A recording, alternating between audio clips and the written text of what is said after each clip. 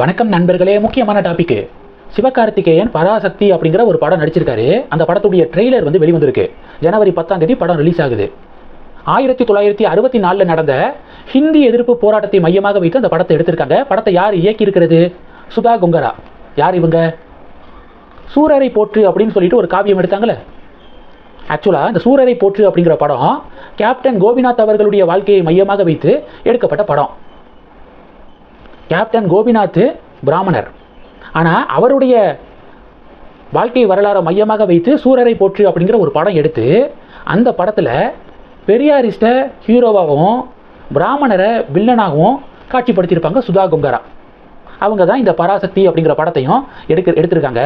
படத்தை யார் வெளியிடுறது? Red giant movies. Inban Udhayanidhi வழங்கும் அப்படின்னு சொல்லிட்டு படம் ரிலீஸ் ஆகுது.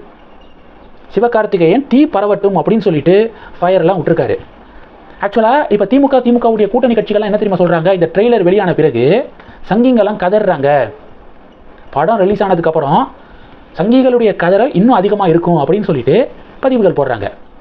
பாஜக என்ன சொல்கிறாங்கன்னா, சங்கிங்க எதுக்காக கதறணும்? 1964 நடந்த ஹிந்தி எதிர்ப்பு போராட்டத்தை மையமாக வச்சு படம் எடுத்திருக்கீங்க.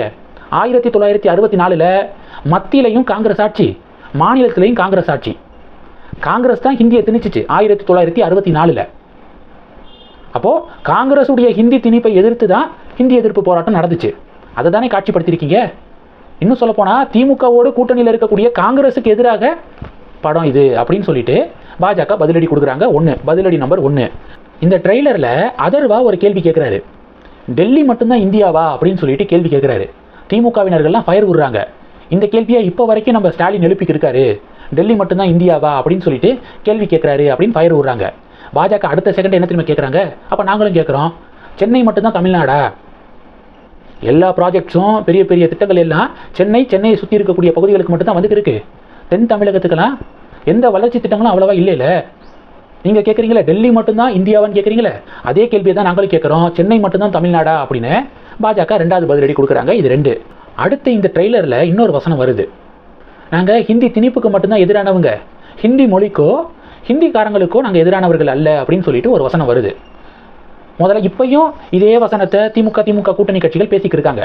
முதல்ல இப்போ யார் ஹிந்தியை திணிக்கிறது அப்படிங்கிறத நம்ம வலிமையாக கேட்கணும். காங்கிரஸ் பீரியடில் ஹிந்தி திணிக்கப்பட்டுச்சு உண்மை. ஆனால் இப்போ ஹிந்தி திணிக்கப்படுதா அப்படிங்கிறத யோசிச்சு பார்த்தீங்கன்னா இல்லவே இல்லை அப்படிங்கிறதான் என்னுடைய பதில். 2014 பிறகு, அதாவது மோடி ஆட்சிக்கு வந்ததுக்கப்புறம் பல சென்ட்ரல் எக்ஸாமினேஷன்ஸு ரீஜனல் லாங்குவேஜஸில் நடத்தப்படுது. நீங்கள் சும்மா கூகுளில் டைப் பண்ணி பாருங்களேன். 2014 பிறகு எந்தெந்த சென்ட்ரல் எக்ஸாமினேஷன்ஸ் ரீஜனல் லாங்குவேஜில் நடத்தப்படுது அப்படிங்கிறத சும்மா கூகுளில் டைப் பண்ணாலே பெரிய லிஸ்ட்டு வருதுங்க. யூபிஎஸ்சி எக்ஸாமினேஷனில் மெயின் எக்ஸாமினேஷன் ரீஜனல் லாங்குவேஜஸில் நடக்குது. SSC staff selection commission MTS examination, staff selection commission CHSL examination, central armed police forces examination regional லாங்குவேஜில் நடக்குது. CRPF, BSF, CISF, SSB, ITBP, AR, SSF, இது மாதிரி central armed police forces examination regional லாங்குவேஜில் நடக்குது. Bank examinations regional லாங்குவேஜில் கொண்டு வந்துட்டாங்க. NEET தேர்வு, ஜேஇஇ மெயின் எக்ஸாமினேஷன், இது மாதிரி பல தேர்வுகள் இப்போது மாநில மொழிகளில், அதாவது ரீஜனல் லாங்குவேஜஸில் நம்ம எழுத விருப்பப்பட்டால் எழுதிக்கலாம். இப்படிப்பட்ட ஆப்ஷனை 2014 பிறகு கொண்டு வந்திருக்காங்க சென்ட்ரல் கவர்மெண்ட்டு. காங்கிரஸ் பீரியடில் 2 முறை தேசிய கல்விக் கொள்கை கொண்டு வரப்பட்டுச்சு. அந்த 2 கல்விக் கொள்கையிலையும் 3வது மொழி கம்பல்சரி, அந்த 3rd லாங்குவேஜ் ஹிந்தி தான் அப்படின்னு சொல்லிட்டு கம்பல்சரி பண்ணாங்க.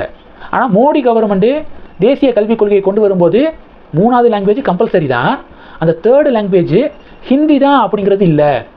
மாணவர்கள் பிடித்த மொழியை கற்றுக்கலாம், 3வது மொழி கற்றுக்கோங்க, அது உங்களுக்கு பிடிச்ச மொழியை கற்றுக்கோங்க அப்படின்னு சொல்லிட்டு ஒரு வாய்ப்பு வழங்கப்படுது. இது எப்படி ஹிந்தி திணிப்பாகும்? ஆனால் இப்போ வரைக்கும் ஹிந்தி திணிப்பு அப்படின்னு இந்தி கூட்டணி இதை வச்சு பாலிடிக்ஸ் பண்ணுறாங்க அப்படிங்கிறதான் என்னுடைய பார்வை. இப்போ அது ஒரு படமாக எடுத்து அதை இப்போ வெளியிடுறாங்க அப்படிங்கிறதான் வலதுசாரிகளுடைய எதிர்ப்பாக இருக்குது. இதில் அண்ணாதுரை அவர்களுடைய கேரக்டரில் சேத்தன் நடிச்சிருக்காரு. அவர் ஒரு வசனம் பேசுகிறாரு. இதை பண்ணது யாருன்னு எனக்கு தெரியலை, ஆனால் இதை பண்ணது யாராக இருந்தாலும் அவர் என்னுடைய தம்பி தான் அப்படின்னு சொல்லிட்டு அண்ணாதுரை பேசுகிற மாதிரி ஒரு வசனம் வருது. அண்ணாதுரை அவர்கள் சட்டப்பேரவையிலேயே இப்போ நடக்கக்கூடிய இது மாதிரி போராட்டங்கள் இருக்குல்ல, அதுக்கும் எங்களுக்கும் சம்மந்தம் இல்லை அப்படின்னு சொல்லிட்டு சட்டப்பேரவையிலேயே அண்ணா அவர்கள் பேசியதாக டாக்குமெண்ட்ஸ் எல்லாம் இப்போ வலதுசாரிகள் நாம் தமிழர் கட்சியை சேர்ந்தவர்கள்லாம் வெளியிட்டு இருக்காங்க. ஈவேரா அவர்கள் ஹிந்தி எதிர்ப்பு போராட்டத்தை கடுமையாக எதிர்த்தார். ஹிந்தி எதிர்ப்பு போராட்டத்தை ஈவேரா.